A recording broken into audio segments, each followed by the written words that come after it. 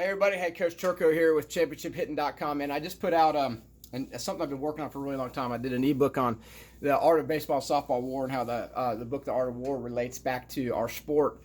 I got into Art of War a long time ago, man.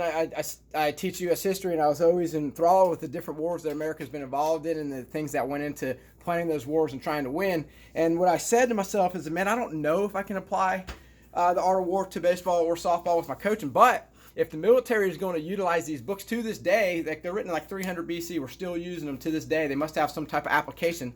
Obviously, with the military trying to win a war, which is way more serious than a game, they're trying to save as many lives as possible, and losing is not an option, and they're utilizing these techniques. How can we utilize them? And as I delved into the book, what you learn really, really quickly is that Sun Tzu is trying to actually win battles without fighting. And you think that's like, you're like, man, that's counterintuitive. The guy wants to win without fighting? What in the world? And what that tells you is, hey, man, there's things that can be done off the field or off the battlefield that really play into whether or not you're going to win. And that's really the essence of the book and how it plays into baseball and softball. Is that Sun Tzu will tell you, man, that the biggest determinant of whether you're going to win or not, or some of the biggest determinants of whether you're going to win or not, or what is your culture like in your program, how well do you communicate, how organized is your chain of command, how disciplined is your team, how well do you prepare, things of that nature that you can actually apply off the field. It's really, really, really an excellent leadership book above all else. But I know a lot of coaches are like, but can it be applied on the field? So I wrote in my blog post, hey man, there's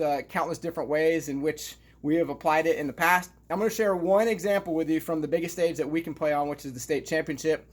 In 2018, our baseball team, Pope Baseball, was locked in a tightly contested state championship series, man. In Georgia, we do a best of three series. We lost game one. We won game two in extra innings. It was the middle of the night too, man. We suffered a rain delay. We finished game two at 1:04 a.m. and had to be back up at a field an hour and a half from our house the next night at 7 p.m. So, man, we're running low on fumes. We got home about 3, had to go to school, got back up, man. We're back up there ready to go for a 7 p.m. game.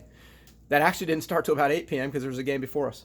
Long story made short, we're in a super close game. It is 3-2, and in the top of the 7th inning, we come up to bat, and we have our fastest guy. He's our best on base percentage guy coming up, and then we have our best executor coming up after him. And so the head coach and I, I'm the associate head coach, the hitting coach in charge of the offense at Pope.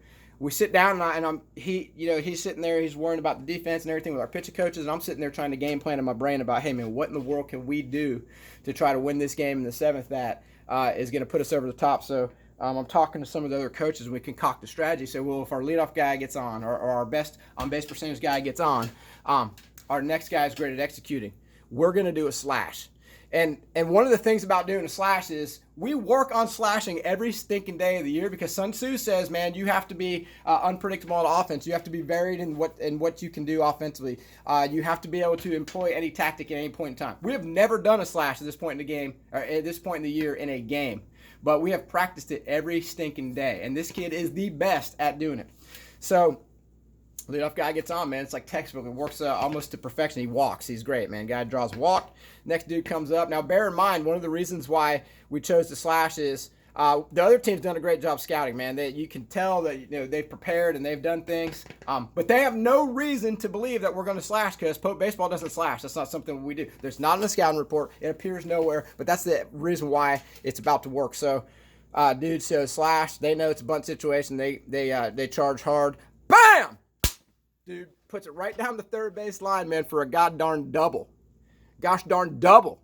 And all of a sudden, man, that sparks our offense to run off 7 runs, and we end up winning the game 10-2 in a closely contested 3-2 game that you would never know by looking at the score that, hey, man, we're just kind of it can go either way there in the 7th inning, man. We're running off fumes in our pitching staff, and a guy lays down or puts down a slash that wins us essentially the state championship. But the lesson from Art of War is, one, you have to always prepare for that moment. You're doing everything in practice to prepare to have a varied offense.